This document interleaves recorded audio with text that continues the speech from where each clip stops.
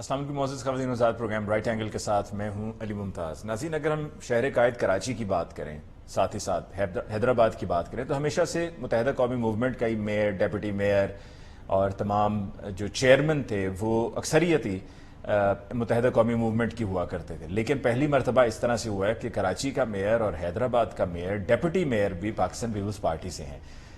پاکستان تحریک انصاف اور جماعت اسلامی، خاص طور پہ جماعت اسلامی کا کہنا ہے کہ جی ان سے میئر کی جو سیٹ ہے وہ چھینی گئی ہے، اور ان کے پاس اکثریتی ووٹ حاصل تھا جس میں جماعت اسلامی اور پاکستان تحریک انصاف دونوں کے اگر ووٹس کو کمبائن کیا جائے تو میئر ان کا بنتا تھا۔ لیکن پھر ڈرا کر، دھمکا کر، دباؤ ڈال کر یہ ووٹ توڑے گئے، اور بہت سے لوگ ایسے تھے جو ووٹ ڈال نہیں سکے، اور جن لوگوں نے ووٹ نہیں ڈالا اس میں وہ لوگ شامل تھے جن سے ایکسپیکٹ بھی کوئی نہیں کر رہا تھا کہ یہ سلپ کریں گے۔ اور دوسری طرف ہم دیکھتے ہیں کہ جہاں پر ہم جمہوریت کی بات کرتے ہیں وہیں پر پولیٹیکل پارٹیز میں جمہوریت ہمیں دکھائی نہیں دیتی، چاہے وہ کوئی ہی پولیٹیکل پارٹی کیوں نہ ہو جائے۔ آج ہی کی خبر کہ مریم نواز صاحبہ اور شہباز شریف صاحب دونوں ہی اپنی پارٹی کے چیف آرگنائزر اور صدر بلا مقابلہ ان اپوز منتخب ہوئے ہیں۔ روسی تیل پاکستان پہنچ چکا ہے، اور روسی تیل کے پاکستان پہنچنے پر ہر طرف یہی خبر تھی کہ جی اب عوام کو ریلیف ملے گا، اور یہ سن 2022 سے معاملہ چل رہا تھا کہ جی روسی تیل ہمیں سستا پڑے گا۔ پاکستان تحریک انصاف یہ کہتی چلی آئی ہے، پاکستان تحریک انصاف بھارت کی مثال دیتے ہوئے، ریفرنس دیتے ہوئے کہ جی ان کے بھی تعلقات ہیں دیگر ممالک سے، امریکہ کا ان پہ بھی پریشر ہے، لیکن انہوں نے اس تمام پریشر کو ایک طرف رکھتے ہوئے یہ روسی تیل لیا کیونکہ اس میں ان کا فائدہ تھا۔ ہمارے ہاں پہلے یہ اپوز کیا جاتا رہا، کہا جاتا رہا کہ جی روسی تیل ہم کس طریقے سے لے سکتے ہیں، ہمارے پاس تو اس کو ریفائن کرنے کے لیے سہولت ہی میسر نہیں ہے۔ لیکن اب جب یہ روسی تیل آیا ہے تو یہ کیسے ریفائن ہوگا؟ اطلاعات یہ ہیں کہ ریفائن ہو کر آیا ہے، یعنی کہ اگر یہ ریفائن ہو کر آیا ہے تو اس کی ایک علیحدہ اضافی کاسٹ ہے، اور پھر جو اس کی ٹرانسپورٹیشن کی کاسٹ ہے وہ بھی شامل کر دی جائے تو جو ریلیف پہلے مل سکتا تھا اتنا ریلیف نہیں ملے گا۔ لیکن جتنا بھی ریلیف ملے گا، یہ ریلیف کب سے ملے گا؟ اسحاق ڈار صاحب نے تو کہہ دیا ہے کہ یہ اس مہینے کے آخر تک، یعنی کہ جون کے آخر تک جو موجودہ پیٹرول کی اور ڈیزل کی قیمتیں ہیں یہ برقرار رہیں گی۔ آج کے پروگرام میں جی ہم اسی حوالے سے گفتگو کریں گے، اور ساتھ میں جو آج بل منظور ہوا ہے، صدر صاحب کے پاس ابھی اختیار حاصل نہیں ہے الیکشنز کی تاریخ کا، یہ اب الیکشن کمیشن کے پاس اختیار چلا گیا ہے، اس پر بھی بات کریں گے آج کے پروگرام میں۔ لیکن ایک پہلے لینے مختصر وقفہ، ملاقات ہوگی وقفے کے بعد۔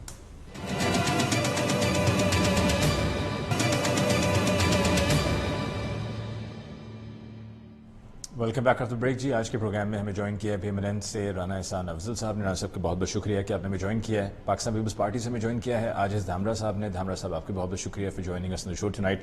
اور ہمیں جوائن کیا ہے سینئر تجزیہ کار نسیم صدیقی صاحب نے۔ نسیم صدیقی صاحب آپ کے بہت بہت شکریہ۔ سب سے پہلے رانا احسان افضل صاحب، گفتگو کا آغاز آپ سے کرتے ہیں۔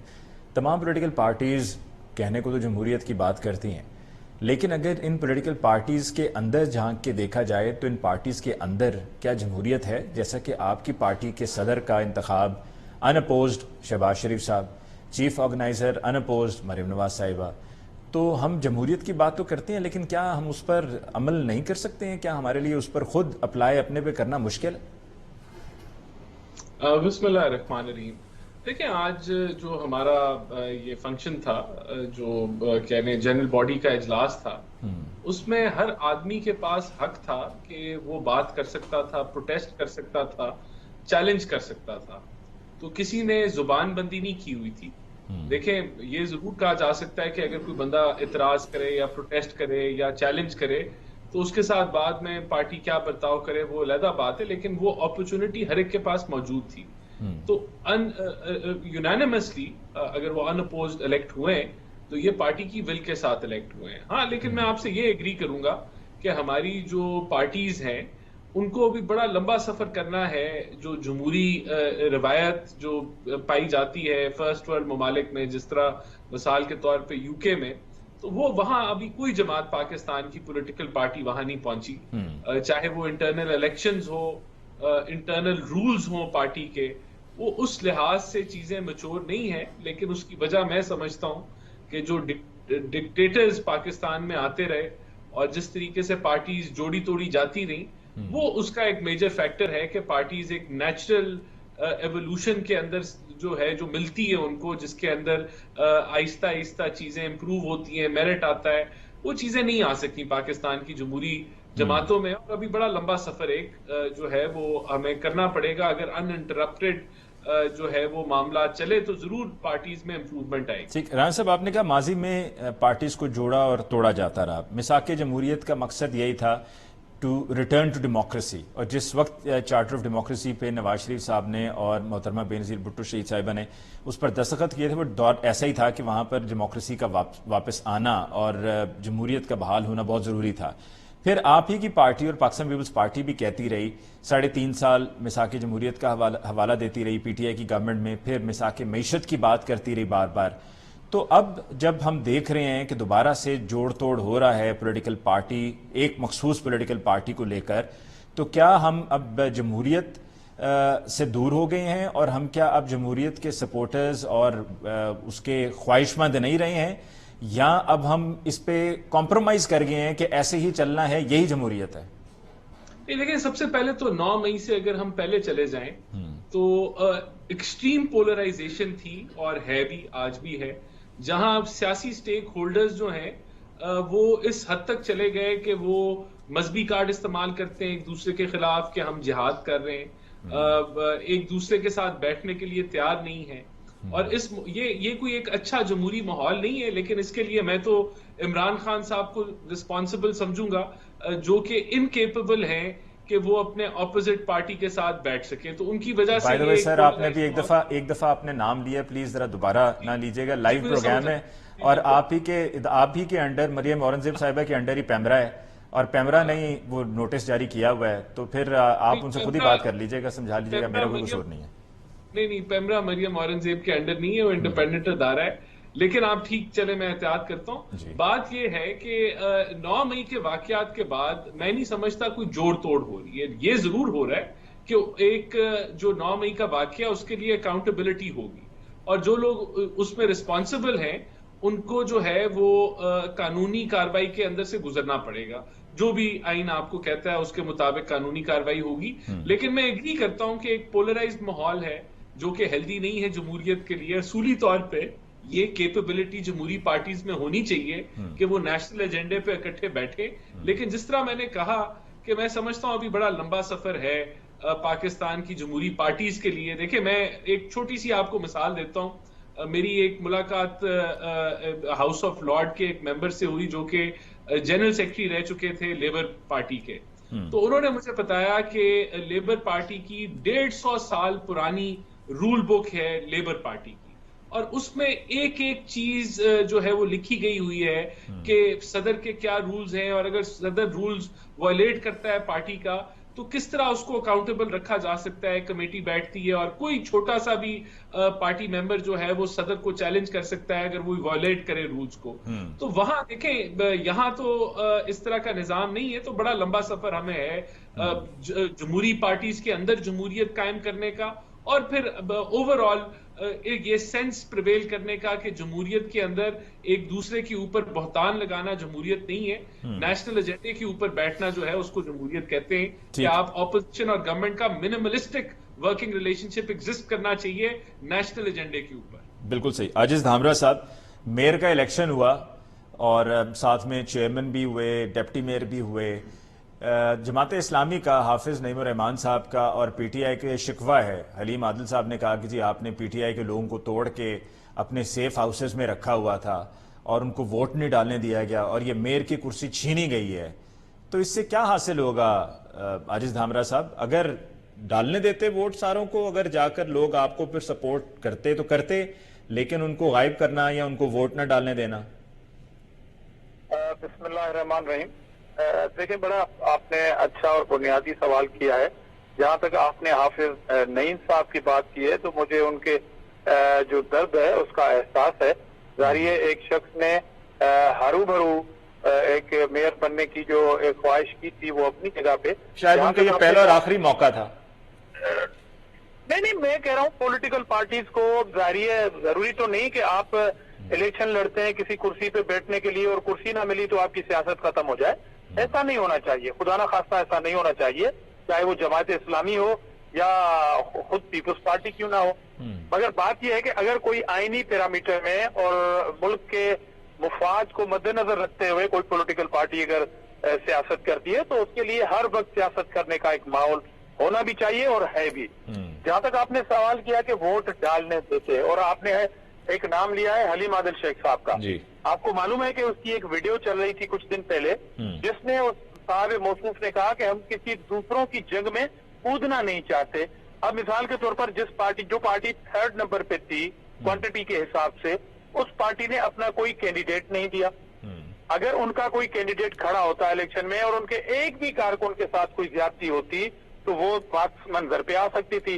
अब वोट जो है वो जो 30-31 जो इनके चेयरमैन है जिनका इल्जाम पीपुल्स पार्टी पे लगा रहे हैं, उनके वोट पीपुल्स पार्टी को नहीं पड़े। भाई साहब, ऐसा नहीं हुआ है कि हमने आपको जबरदस्ती लाया और वहां पर आपकी जुबान नहीं, वो वोट नहीं पड़े, लेकिन वो वोट उस तरफ जमात इस्लामी को नहीं डाल सके, यानी कि हाफिज नईम साहब। कसूर हमारे ऊपर, उसका कसूर भी पीपुल्स पार्टी के ऊपर हुआ।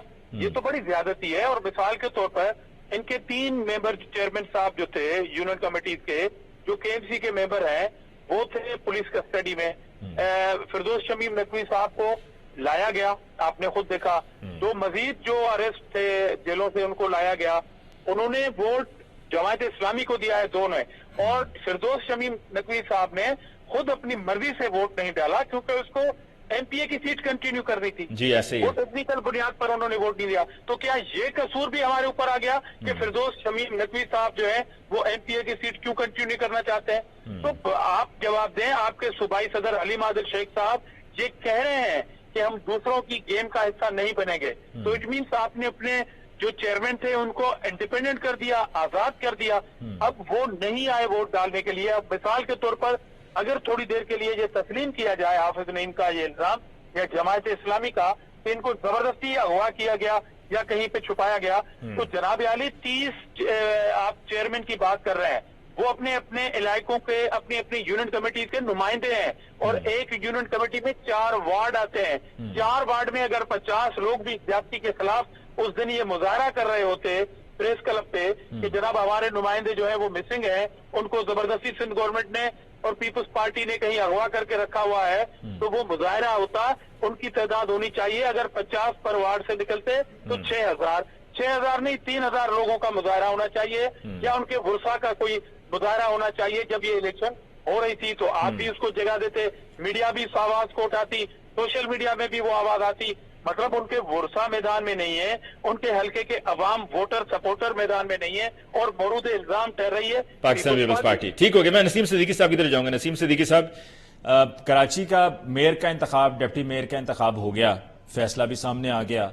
क्या आपको लगता है कि जो कराची, जब आप भी गए हैं, मैं भी जब कई मरतबा गया हूँ, राना साहब ने भी देखा, आजिज धामरा साहब को बड़ी अच्छी तरह से पता है कि जो कराची के हालात रहे हैं, जो हम देखते रहे हैं कि अगर हम लाहौर से मुकाबला कंपैरिजन कर लें तो बड़ा फर्क है कि जब मुस्तफ़ा कमाल हुआ करते थे मेयर, तो उस वक्त काम होता हुआ नजर आ रहा था, फिर उसके बाद दोबारा काम नहीं हुआ। तो क्या अब कराची के रहने वालों की सुनी जाएगी? क्योंकि कराची शहर बाय ऑल मीन्स हमारे लिए बहुत इंपॉर्टेंट है, हमारी मैशत की रीढ़ की हड्डी है। बिस्मिल्लाहिर्रहमानिर्रहीम। अली, बहुत शुक्रिया। राना अफजल साहब और आजिज धामरा साहब को मेरा आदाब। देखिए, बात यह कि कराची के डायनामिक्स हमने देखे हुए, नेमतुल्लाह साहब के दौर में काम अच्छा होना वहाँ पे शुरू हुआ था, फिर मुस्तफा कमाल ने भी आके काम किए। लेकिन अगर अभी पीपल्स पार्टी ने वहाँ पे सबसे ज्यादा सीटें जीती हैं, मेरे ख्याल से उनको मौका मिलना चाहिए था। उसकी 2 वजूहत है। देखिए, आप मैं बरतानिया रहा बहुत अरसे, मेरे दोस्त भी जाते होंगे, आप भी अली वहाँ पे रहे हो बड़े अरसे। वहाँ पे जब भी इलेक्शन होते हैं और जिसके पास ज्यादा सीट होती है, मलका हमेशा उसी को बुलाती थी कि आप आके गवर्नमेंट को फॉर्म करें। फिर दूसरी बात यह कि नईम उर रहमान साहब ने बहुत अच्छा परफॉर्म किया, उनको बहुत ज्यादा वोट मिले। लेकिन आप इक्तदार में रह के ये नहीं कह सकते कि हम इक्तदार में रह के सारे काम करेंगे। पीपल्स पार्टी क्योंकि सूबाई गवर्नमेंट है, वहाँ पे उनका एक लाइजोन कराची मेयर के साथ बहुत अच्छा रहेगा और इससे कराची को फायदा पहुंचेगा। तो अगर कराची को फायदा पहुंचेगा तो हमें साथ मिल के चलना चाहिए। और अगर जमात इस्लामी, PTI, दूसरी जमातें मेयर के साथ मिल के चलें और कहें कि हमने पूरे कराची में काम कराना, आप हमारे हल्के में भी काम कराएं, तो हमें असल में बेसिकली अपनी टोन को ना इस वक्त डाउन करना पड़ेगा, बैठ के चलना पड़ेगा। क्योंकि ये सारी लड़ाई के अंदर जो सबसे ज्यादा नुकसान है वो कौम का हो रहा है नुकसान, अवाम का नुकसान हो रहा है, महंगाई में पिस रहे हैं। तो अगर वहाँ पे चले, PTI का जिस तरह मसले मसाइल चल रहे हैं, PTI के वोट مل جاتے دے تو نہیں نا جماعت اسلامی کے.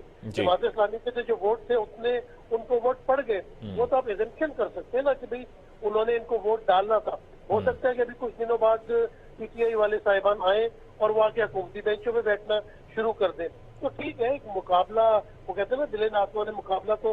فردوس شمیم نقوی صاحب کے بارے میں آپ کی کیا رائے ہے کہ انہوں نے یہ کہا کہ اگر میں یہاں جا کے ووٹ ڈال دیتا تو پھر مجھے اپنی پروونشل اسمبلی کی سیٹ چھوڑنی پڑتی, اور وہ چاہتے ہیں کہ وہ وہاں پر جائیں.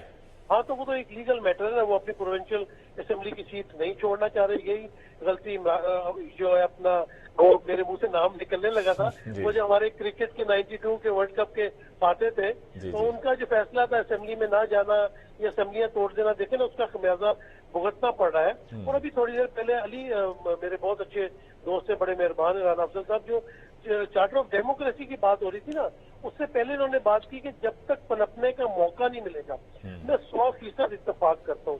اب دیکھیں نا 99 میں نواز شریف کے اوپر طیارہ اغوا کا کیس بنتا ہے, پھر آپ جلا وطن کر دیتے ہیں, پھر وہ آتے ہیں ہوتے ہیں, پھر وہ بنتے ہیں, آپ پھر نکال دیتے ہیں. 24 سال اس بات کو گزر گئے. اتنی عمر ہوتی ہے سیاستدان کے پاس کام کرنے کے لیے, پرفارم کرنے کے لیے.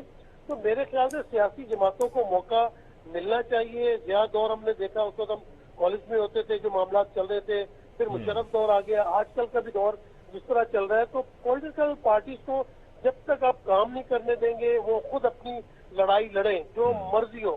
پولیٹیکل پارٹیز کا مقابلہ آپس میں ہونا چاہیے, اور جس طرح چارٹر آف ڈیموکریسی ہوا تھا اس میں کافی کلاس تو بہت اچھی تھی, لیکن پھر سیاستدان ایک جگہ جو ہے نا وہ ڈنڈی مار جاتے ہیں. مجھے یاد ہے میں چارٹر آف ڈیموکریسی میں لندن میں موجود تھا, بلکہ محترمہ بے نظیر بھٹو اور نواز شریف کے پیچھے کھڑا تھا جب سگنیچر ہو رہے تھے, اور اس کی کلاس 6 تھی جس میں لکھا ہوا تھا کہ ملٹری اسٹیبلشمنٹ سے ہم رابطہ نہیں کریں گے.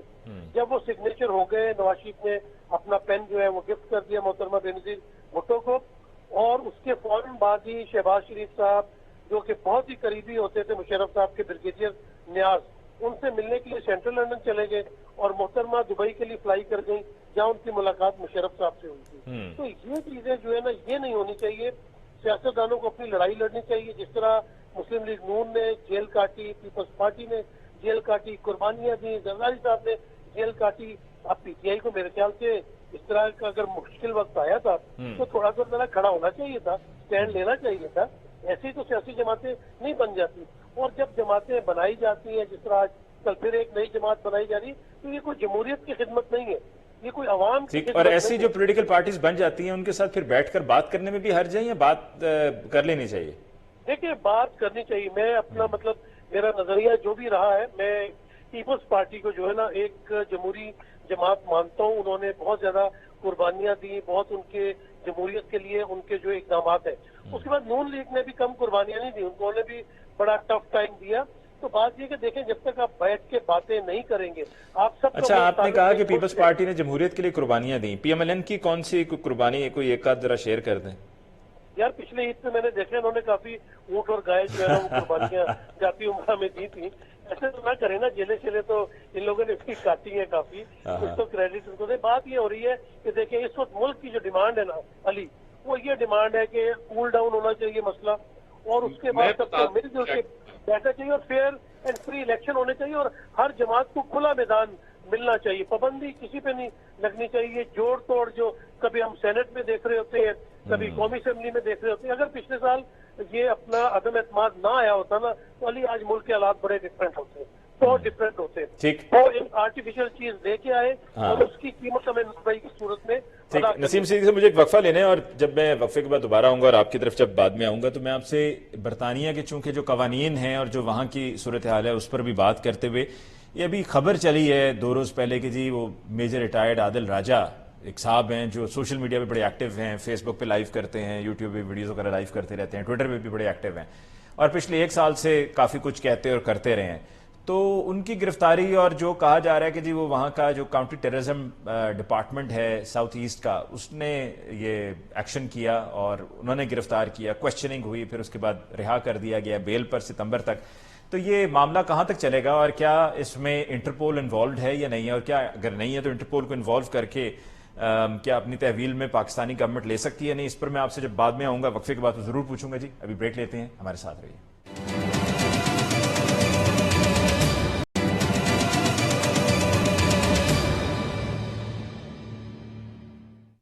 Welcome back. After break discussion کو آگے بڑھاتے ہیں. رانا صاحب, افضل صاحب, روسی تیل آ گیا, انتظار تھا جس شاہکار کا وہ شاہکار آ گیا, پر عوام کو ریلیف کب ملے گا؟ دیکھیں, سب سے پہلے تو یہ کہا گیا کہ کیونکہ یہ امریکن سازش ہے تو اس لیے یہ روس سے تیل نہیں خریدنا چاہتے, تو وہ جھوٹ تو ایکسپوز ہو گیا, وہ پروپیگنڈا جو ہے ایکسپوز ہو گیا پی ٹی آئی کا. دیکھیں, دوسرا, میں تو پہلے دن سے یہ بتا رہا ہوں آپ کو کہ اگر ہماری 100 لیٹر کی کنزمپشن ہے اور 1 لیٹر جو ہے وہ ہم روس سے لے لیتے ہیں 20 سے 30% ڈسکاؤنٹ پہ, تو اوور آل پرائس پہ اس کا وہ اثر نہیں آتا. دیکھیں, یہ تو تب, لیکن اگر وہ 1 روپے کی بھی جو کے اندر بھی جو بچت ہے 20-30% 100 میں سے, اس سے آپ کی جو فارن ایکسچینج ہے وہ بچتی ہے, اور جو آپ کا آٹومیٹک میکنزم ہے پرائس ٹرانسفر کرنے کا ہر 15 دن بعد بائی منتھلی, اس کے تحت جو بچت ہوگی وہ عوام کو ٹرانسلیٹ اچھا, تو پھر رانا صاحب یہ ہم نے پہلے بچت کیوں نہیں کی؟ ہم پہلے اپنے فارن ایکسچینج کو بچا لیتے. نہیں, دیکھیں, ہم نے تو بارہا کوشش کی, لیکن ایک بات تھی, ایک گپ تھی پی ٹی آئی کی کہ ہم نے معاہدہ کر لیا ہے, اور ایک حقیقی معنوں میں آپ نے یہ چیز کر کے دکھانی تھی جس میں ہم نے امریکہ کو بھی کنونس کیا کہ یہ ہم لینا چاہتے ہیں اور اس میں آپ کو کوئی اعتراض نہیں ہونا چاہیے.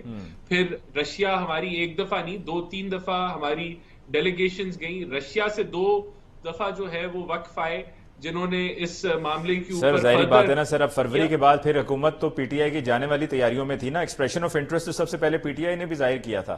دے were interested to buy from them. نہیں, پی ٹی آئی نے آ کے جب اناؤنس کیا اور انہوں نے اہداف بتائے کہ رشیا کے اندر جو ان کا ٹرپ تھا اس میں کن چیزوں پہ بات ہوئی, تو اس کا ذکر بھی نہیں کیا گیا تھا. یہ ایک آفٹر تھاٹ تھی, اس کو ہم نے امپلیمنٹ کیا. اور میرا صرف کہنے کا مقصد یہ کہ اگر آپ نے ایک ملک سے پہلی دفعہ کاروبار, مثال کے طور پہ آئل امپورٹ کرنا ہے, تو اٹ ٹیکس ٹائم. وہ ہم نے سفر طے کیا. اب یہ ریفائن ہو کر آیا ہے جی رانا صاحب؟ دیکھیں, یہ انفارمیشن میرے پاس نہیں ہے, لیکن اگر ریفائن نہیں بھی ہو کے آیا تو پلان یہ تھا کہ اس کو مکس کر کے چلا لیا جائے گا, یعنی کہ مکسنگ کر کے وہ وائبل ہوگا چلانا. لیکن میرے پاس ایگزیکٹ انفارمیشن نہیں ہے. لوگوں کی گاڑیوں میں, سواریوں میں مکس ہو کر ڈلنا تھا؟ نہیں, کروڈ آیا نا. کروڈ آیا, کروڈ جو ہے, اچھا, اس کو پیوریفائی, اس کو تھوڑا سا مطلب استعمال کے قابل بنانے کے لیے, اپنی ریفائنری میں ریفائن ہونے کے لیے جو اور کروڈ آتا ہے مختلف ممالک سے, ان سے آپ مکس کریں گے تو انہی ریفائنریز میں چل جائے گا. تو جو اینڈ پروڈکٹ ہوگا وہ تو وہی کوالٹی کا ہوگا جو اویلیبل ہے مارکیٹ میں. لیکن یہ میں آئی ہرڈ دس کہ اس طریقے سے بھی اس کو مینیج کیا. عوام کو اس سے کوئی ریلیف نہیں ملنے والا؟ نہیں, ریلیف ملے گا, لیکن وہ تھوڑا ہوگا. اصل چیز یہ تب محسوس ہوگی, مثال کے طور پہ اگر ہم 20% یا 30% رشیا سے امپورٹ کرنا شروع کر دیں تو پھر اس میں آپ کی ایوریج پرائس میں واضح کمی آئے گی. ٹھیک, لیکن اس میں دیکھیں, آپ کہہ رہے ہیں نا کہ ہم فارن ایکسچینج اپنے بچا لیتے ہیں, تو جب ہم فیول مہنگا ہمیں ملتا تھا تو ہمیں مہنگا بھی اس لیے ملتا تھا کہ ہم نے پیمنٹس کرنی ہوتی تھی فیول کے لیے ڈالرز میں. تو ٹھیک ہے, ہم اپنے فارن ایکسچینج تو بچا لیں گے کہ جب ہمیں ڈالرز میں پیمنٹ نہیں کرنی ہوگی, لیکن دوسری طرف جب ہم ڈالرز میں کرتے تھے تو اس میں چونکہ ہمیں مہنگا پڑتا تھا کنورژن کی وجہ سے, تو وہ بھی ایک فیکٹر ہوتا تھا کہ جس کی وجہ سے فیول ہمیں مہنگا پڑ رہا ہوتا تھا اور پھر عوام کو بھی مہنگا ملتا تھا. تو وہاں پر پھر عوام کو بھی, اب یہ دیکھیں نا 30% کا اگر یہ ہے فرق, تو اس میں 10 روپے, 15 روپے, 20 روپے, 30 روپے فرق تو پڑنا چاہیے. نہیں, دیکھیں, میں آپ کو پھر اس کو سمپل کر کے, اگر مثال کے طور پہ ٹوٹل پاکستان ڈیلی کا 100 لیٹر استعمال کرتا ہے اور رشیا سے آیا ہے ابھی آدھا لیٹر, اس آدھے لیٹر پہ ہمیں 30% مثال کے طور پہ ڈسکاؤنٹ ہے, تو وہ تو 1-2 روپے بھی اس کا امپیکٹ بنے گا. تو وہ امپیکٹ ضرور ٹرانسفر ہوگا عوام کو. ایک آٹومیٹک میکنزم ہے اوگرا کا پرائسنگ کا, جو ہر ایوریج آپ کا جو ایکسچینج ریٹ ہوتا ہے 15 دن کا, جو آپ کی ایکچوئل امپورٹ کا کی کاسٹ ہوتی ہے کروڈ کی, تو یہ اس میکنزم کے تحت جو آپ کو اسپیس ملے گی وہ ٹرانسفر کر دی جائے گی. لیکن اصل آپ کو ایڈوانٹیج تب ہوگا جب آپ اس کو زیادہ مقدار میں منگوائیں گے, کوانٹٹی بڑھے گی, جی جب کوانٹٹی بڑھے گی. ٹھیک ہے, عاجز دامرا صاحب, پروگرام کو کنکلوڈ کرتے ہوئے, یہ عام انتخابات کی تاریخ کا معاملہ اب الیکشن کمیشن کو اختیار دے دیا گیا ہے, صدر کو نہیں. آپ کی نظر میں یہ اختیار کیا پرماننٹلی دیا گیا ہے, بل منظور ہو گیا ہے, یا یہ صرف ستمبر تک ہے جب تک اپنے صدر نہیں آ جاتے؟ دیکھیں پیپلز پارٹی اس میں تمام کلیئر ہے, اور ویسے بھی یہ ملک کی نیڈ ہے, تمام پولیٹیکل پارٹیز کی نیڈ ہے, کیونکہ آپ کو ریفارمز کی طرف تو جانا ہوگا نا. کوئی بھی ملک یا کوئی بھی रियासत कौन जो सी है वो रिफॉर्म्स, कौन सी रिफॉर्म्स जरा आजिज धामरा साहब यही क्योंकि बहुत सी रिफॉर्म्स होने वाली है ना। इलेक्शन रिफॉर्म, इलेक्शन रिफॉर्म्स, वही इलेक्शन रिफॉर्म्स के जिसके लिए 2013 में जनवरी में ताहिरुल कादरी साहब आपकी पार्टी की हुकूमत थी, राजा परवेज अशरफ साहब वजीर आजम थे, तो इस्लामाबाद में आके कुछ दिन का उन्होंने धरना भी दिया और वो भी ये कहते थे कि ये इंतखाबी इस्लाहाती जो मामला है इसके अंदर होना चाहिए। देखें, आपने मिसाल ऐसी दे दी कि ताहिरुल कादरी साहब जब रिफॉर्म्स की बात करते हुए इस्लामाबाद तो आए थे, मगर उन्होंने फिर स्टैंड कितना किया इस मुल्क में वो खुद कहा है, और उस रिफॉर्म्स के लिए बाकी एक पॉलिटिकल पार्टीज का एक प्रेशर होता है ना कि अगर हुकूमत ने आपके रिफॉर्म्स को अगर नहीं माना तो आपका प्रेशर कहाँ है। उस धरने के बाद तो कोई सियासत ही नजर नहीं आई आपको उस पार्टी की, मगर पीपल्स पार्टी उनकी सियासत नजर आई या नहीं आई सर? बात यह है, देखें उनको सियासत कहते हैं जी सियासत नहीं आती, मुल्क छोड़ के चले गए वगैरह वगैरह, वो सब एक तरफ रख दें, लेकिन इंतखाबात में इंतखाबी इस्लाहात की जो बात की थी, अगर वो बात ठीक थी तो उस पर तो फिर अमल दरामद होना चाहिए था ना सर। 10 साल पहले की बात है। आप मेरी बात नहीं समझे, आप मेरी बात ही नहीं समझे।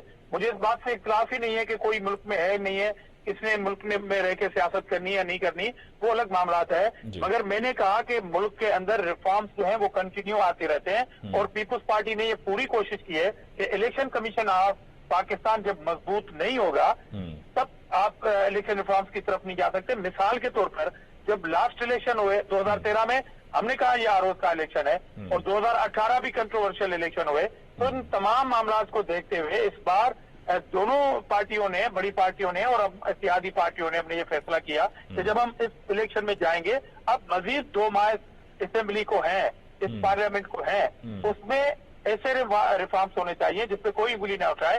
प्रेसिडेंट ऑफ पाकिस्तान मिसाल के तौर पर एक पार्टी के बैठे हैं, और मौजूदा प्रेसिडेंट बड़े एहतराम के साथ कि वो प्रेसिडेंट कम किसी पार्टी के कारकुन ज्यादा लग रहे हैं, तो इसलिए जो इंस्टीट्यूट है, जो इदारा है, उसको इतना मजबूत कर दें। ठीक है, 2013 से ऑनवर्ड 2018 तक आसिफ अली जरदारी साहब भी सदर थे, उस वक्त भी कुछ ऐसा ही माहौल था, बल्कि शायद ज्यादा था। आखिर में जी नसीम सिद्दीकी साहब, मैंने आपसे एक सवाल आपके लिए छोड़ दिया था वक्फे पे जाते हुए, प्लीज उस पर रिस्पॉन्ड कर दीजिए। जो बरतानिया में कानून है वो कानून क्या कहता है, और क्या इंटरपोल इन्वॉल्व हुई है इस मामले में? देखिए, बरतानिया में कानून है कि अगर कोई भी शिकायत की जाएगी तो वहाँ पे इन्वेस्टिगेशन जरूर की जाती है, और इसी इन्वेस्टिगेशन के सिलसिले में आदिल राजा को वहाँ बुलाया गया था। आपको पता है कि पहले भी इससे जो कायदे एमक्यूएम थे उनको भी इस बारे में बुलाया हुआ, तो क्वेश्चन जरूर देते हैं वो, लेकिन ये नहीं हो सकता कि उनको पाकिस्तान के हवाले कर दिया जाएगा या सजा हो जाएगी। पहले क्वेश्चन दिया जाता है, और जब क्वेश्चन दे दिया जाता है उसके बाद दोबारा वही अगर हरकत हो तो फिर उस पर पुलिस जरूर एक्शन लेती है। मेरे ख्याल से अभी कोई रेड वारंट या इंटरपोल वाला ऐसा मामला नहीं है, अभी इनिशियली जो है ना वहाँ पे इन्वेस्टिगेशन होगी, उसके बाद जो है ना पुलिस। लेकिन क्या this is a very very serious matter, it's been taken up by counter terrorism department? देखिए, वहाँ पे जब आप रिपोर्ट करते हैं ना तो फिर वो सारे डिपार्टमेंट्स जो है वो अलर्ट हो जाते हैं। तो ये इनिशियल इन्वेस्टिगेशन है, और बिल्कुल होना भी चाहिए, क्योंकि पाक फौज के बारे में अगर कोई बाहर बैठ के इस तरह के मसलफात बक रहा है तो फिर वो डेफिनेटली कंट्री टू कंट्री जो रिलेशन होते हैं उनको इस्तेमाल किया जाता है, और इस तरह के लोगों को स्नैप करने की कोशिश की जाती है। बिल्कुल ठीक। नसीम सिद्दीकी साहब, आपका हम शुक्रिया अदा करते हैं for joining us in the show tonight. आजिज Dhamra साहब, आपका बहुत बहुत शुक्रिया। राना हसन अफजल साहब, आपका बहुत बहुत शुक्रिया। नाज़रीन, इसके साथ ही आज के प्रोग्राम का वक्त खत्म हो जाता है। मुझे मुमताज़ को दीजिए इजाजत। अल्लाह ने के बाद।